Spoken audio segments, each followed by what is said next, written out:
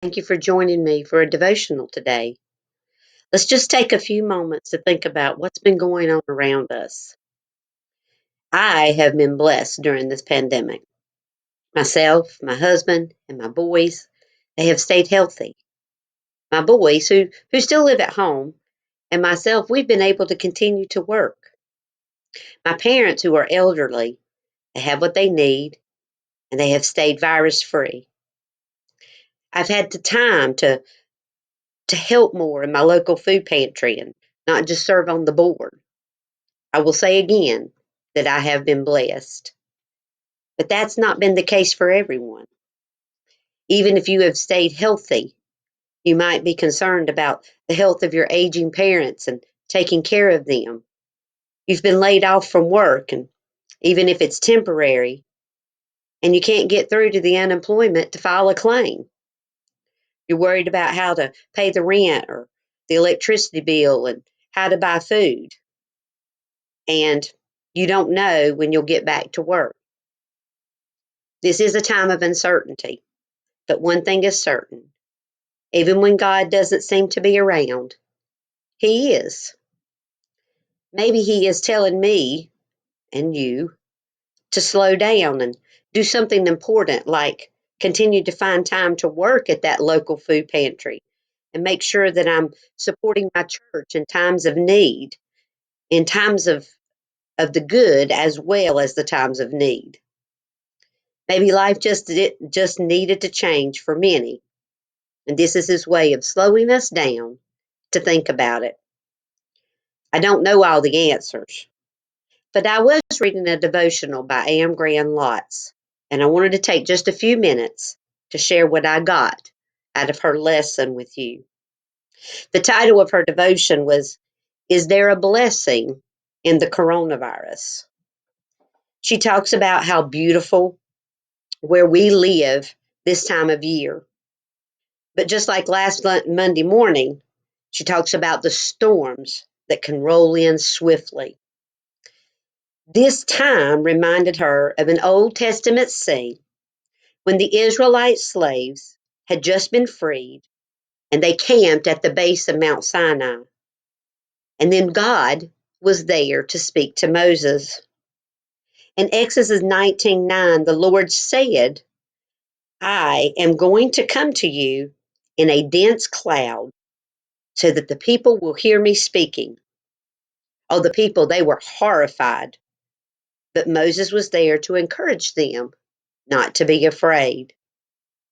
God is testing you to remind you and me to stay with Him so that we will not sin.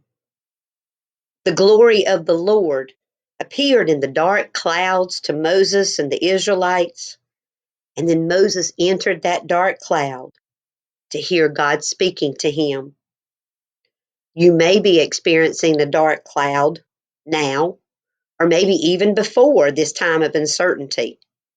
But remember, the silver lining in life's black clouds. And just like Moses, you will be in touch with God in a renewed and fresh way. We will be able to see how God is faithful to pour out His blessings in this time, in our time of need. Maybe through the strength of family and friends and neighbors, maybe neighbors you didn't even know before. You have been able to endure and see God's goodness one day at a time. Please don't lose your joy and your hope. God is in control and things will work out for His glory and for our good.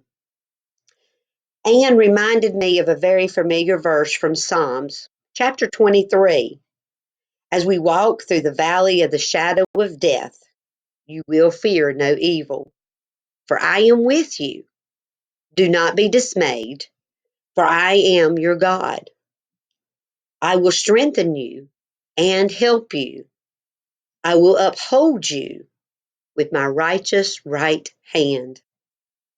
And also in Second Chronicles, the Lord says, when I shut up the heavens, so there is no rain, or I command locusts to devour the land, or I send a plague among my people, if my people will humble themselves and they will pray and they will seek my face and they will turn from their wicked ways, then I will hear from heaven.